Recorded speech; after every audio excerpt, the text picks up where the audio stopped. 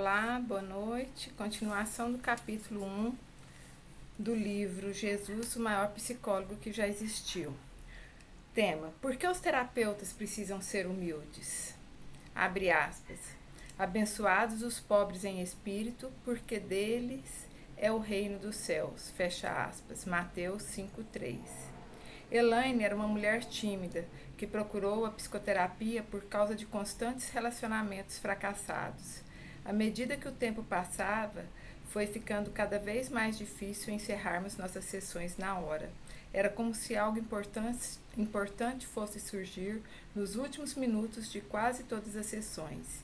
E Elaine rompia em lágrimas e expressava sentimentos sofridos, o que tornava difícil para nós dois concluir as sessões. No início, pensei que talvez as sessões de 45 minutos não fossem longas o suficiente para ela.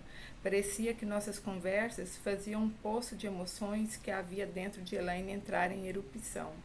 Eu não queria atribuir a dificuldade em terminar a sessão ao fato de considerá-la, abre aspas, excessivamente emocional, fecha aspas, já que não gosto de ver as pessoas dessa maneira, pois parece que estou condenando quem expressa seus sentimentos. De repente, entendi quando a sessão ia chegando ao fim, eu procurava terminar a conversa. De repente, entendi. Quando a sessão ia chegando ao fim, eu procurava terminar a conversa. Eu não queria iniciar algo muito profundo, pois só nos restavam alguns minutos. Sem perceber, eu estava sutilmente cortando Elaine. Minha intenção era evitar trazer à tona qualquer coisa que não tivéssemos tempo de examinar. Para Elaine, eu a estava rejeitando, como se dissesse que não queria mais ouvir o que ela estava sentindo. Quando percebemos o que estava acontecendo, o término das sessões começou a transcorrer de maneira muito mais suave. O encerramento ainda doía, mas deixou de ser sentido por ela como rejeição. O que estava precisando de tratamento não era um problema no interior de Elaine, e sim o nosso relacionamento, que necessitava de atenção. Jesus ensinou que os pobres em espíritos herdarão tesouros devido à sua humildade. Os terapeutas precisam ser humildes a fim de receber os tesouros que aparecem a partir de um bom relacionamento com os pacientes. Hoje, muitos profissionais acreditam que o relacionamento criado na terapia é que ajuda as pessoas. Os psicólogos precisam ouvir com muito cuidado cada paciente para juntos descobrirem de que maneira o relacionamento que está sendo formado pode levar à cura. Eles estão aplicando nos consultórios o que Jesus disse ser verdade a respeito de herdarmos o reino de Deus. Para Jesus, o agente de cura sempre pensa em si mesmo em relação aos outros. As pessoas não buscam simplesmente a cura. Elas formam um relacionamento com aquele que a oferece. E é essa relação, se bem conduzida, contribui poderosamente para a cura. Princípio espiritual. A terapia é mais do que um processo, é um relacionamento. Tema: Jesus, o terapeuta. Abre aspas. Amai uns aos outros. Fecha aspas. João 15:17. Quando Sheila compareceu à primeira sessão, anunciou que eu era seu 7º terapeuta e que já conhecia seu diagnóstico. Diz: tenho um distúrbio de personalidade limítrofe. É claro que você sabe que não existe cura para o meu caso, declarou ela. Nada causa mais medo do coração de um terapeuta do que o termo limítrofe, de modo que lhe dei total atenção. E como você chegou a essa conclusão? Perguntei. Minha última terapeuta deixou isso bem claro. Espero que você seja capaz de lidar com esse problema, porque preciso de alguém que saiba o que está fazendo, disse ela num tom hostil. Logo se tornou visível que a terapeuta anterior a havia rotulado de limítrofe, entre aspas, por causa dos seus relacionamentos intensos e instáveis, dos acessos de raivas e do seu medo sufocante de ser abandonada.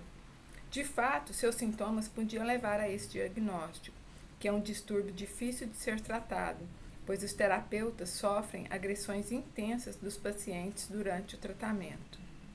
À medida que o tempo foi passando, ficou óbvio que Sheila receava muito que eu a rejeitasse e por isso se empenhava desesperadamente para que eu a levasse a sério e me envolvesse com seu tratamento. As ameaças de suicídio, os telefonemas de emergência às 3 horas da manhã, as ligações sexuais com desconhecidos e as violentas explosões emocionais no meu consultório tinham a intenção de intensificar o nosso relacionamento, porque ela vivia sob a constante ameaça de que ele poderia terminar de qualquer momento. Pude perceber que diagnosticar Sheila como um caso de, entre aspas, distúrbio de personalidade limítrofe havia se tornado parte do problema. Se ambos estávamos esperando que Sheila agisse de um modo agressivo devido à sua deficiência, seria este o comportamento que ela manifestaria. Sheila não estava sofrendo de uma raiva patológica inata que a forçava à autodestruição. Era uma pessoa que estava desesperadamente tentando salvar a si mesma e o seu relacionamento comigo.